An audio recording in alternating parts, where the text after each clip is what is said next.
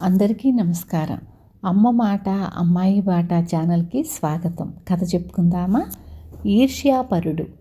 ఒక రాజు దగ్గర సుంకన్న వెంకన్న అనే తోటమాలీలు ఉండేవాళ్ళు. ఒకనాడు సుంకన్న చెట్ల పాదుల్లో నీళ్లు పోస్తూ ఉండగా ఏదో తళతళమంటూ మెరిసింది. అతడు దాన్ని పైకి తీసి చూశాడు.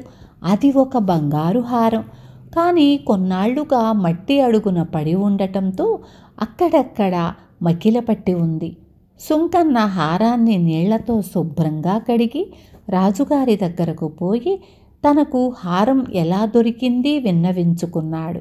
రాజు దాన్ని అంతఃపురానికి తీసుకుపోయి ఆరా తీయగా అది కొంతకాలం క్రితం తన కుమార్తె పోగొట్టుకున్న హారమని తేలింది. రాజు సుంకన్న నిజాయితీని మెచ్చుకొని నౌకర్లందరి ఎదుట అతడికి 100 బంగారు వరహాలు బహూకరించాడు. సుంకన్నను రాజుగారు అందరి ఎదుట గొప్పగా ప్రశంసించటం, బహుమానం ఇవ్వటం వెంకన్నకు చాలా బాధ కలిగించింది. వెంకన్న చెప్పలేనంత ఈర్ష్యాపరుడు. తోటమాలి పనికిగాను రాజుగారు ఇచ్చే జీతం డబ్బులతో సుఖంగా జీవితం జరిగిపోతున్నా అతడికి ఏదో విధంగా రాజుగారిని మెప్పించి వీలైతే ఆ స్థానంలోనే పెద్ద ఉద్యోగం సంపాదించాలనే ఆశ ఉండేది. కానీ వాడికి ఏనాడు రాజుగారి ఎదుట పడేందుకు అవకాశం చిక్కలేదు. రాజుగారితో ఒక్కసారి నేను మాట్లాడే వీలు చిక్కితే ఆయన్ని నా తెలివితేటలతో మెప్పించి ఏ ఆస్థాన ఉద్యోగినో అయిపోగలను. ఈ తోటమాలే పని ఎన్నాళ్ళు చేస్తే మాత్రం ధనము కీర్త్యా అంటూ ఉండేవాడు వెంకన్న భార్యతో. ఇప్పుడు రాజుగారు సుంకన్నను మెచ్చుకొని 100 వరహాలు బహూకరించటంతో వెంకన్న మనసులో రకరకాల ఆలోచనలు మెదిలాయి. వాడు ఆరోగ్యం సరిలేదని ఉద్యోగానికి 1 వారం రోజులు సెలవు పెట్టి దీర్ఘంగా ఆలోచించి తిరుగులేనిదని భావించిన ఒక పథకం వేశాడు. ఆ ప్రకారం వాడు భార్యకు నచ్చచెప్పి ఆమె మెడలో ఉన్న గొలుసును ఉద్యానవనంలోని ఒక చెట్టుపాదులో పూడ్చిపెట్టాడు. తరువాత 4 రోజులు ఆగి దాన్ని రాజుగారి దగ్గరకు తీసుకుపోయి తనకది ఉద్యానవనంలో దొరికిందని చెప్పాడు. రాజు రాణి దగ్గరకు పోయి కోపంగా, మీ ఆడవాళ్లకు ఈ మధ్య అతిగా మతిమరుపు పట్టినట్లుంది.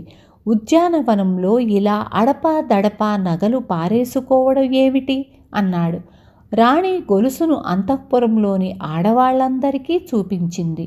వాళ్ళు మాది కాదంటే మాది కాదన్నారు. రాజు ఆశ్చర్యపోయి మర్నాడు ఆస్థాన స్వర్ణకారుణ్ణి పిలిపించి గొలుసును పరీక్ష చేసి చూడమన్నాడు. స్వర్ణకారుడు దాన్ని పరీక్షించి చూసి, మహారాజా, ఈ నగ చాలా కల్తీ బంగారంతో చెయ్యబడింది. ఇది తమ అంతఃపురంలోని వారిదై ఉండే అవకాశం లేదు అన్నాడు. రాజు ఆలోచనలో పడ్డాడు. ఉద్యానవనంలోకి అంతఃపుర స్త్రీలు తప్ప బయటి వారెవ్వరూ వచ్చే అవకాశం లేదు. ఇందులో తన తోటమాలి వెంకన్న ఎత్తుగడ ఏమన్నా ఉన్నదా అన్న అనుమానం ఆయనకి కలిగింది. ఆ రాత్రి రాజు నియమించిన భటుడొకడు వెంకన్న ఇంటికి కాపలా వేశాడు. ఒక అర్ధరాత్రి వేళ లోపల భార్యాభర్తల మధ్య పెద్దగా కీచులాట ప్రారంభమయ్యింది.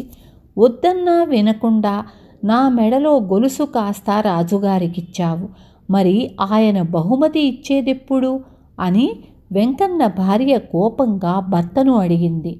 అంత వేగిరపడకు, ఆయన తీరని పనుల్లో మునిగి ఉంటాడు. గొలుసు అంతఃపురంలో ఎవరిది కాదని తెలుసుకున్నాక దాన్ని ఖజానాకు పంపి నాకు సుంకన్న కన్నా రెట్టింపు బహుమానం ఇస్తాడు.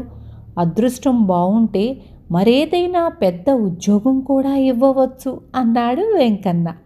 భటుడు ఉదయానే ఈ సంగతి రాజుగారికి చెప్పాడు.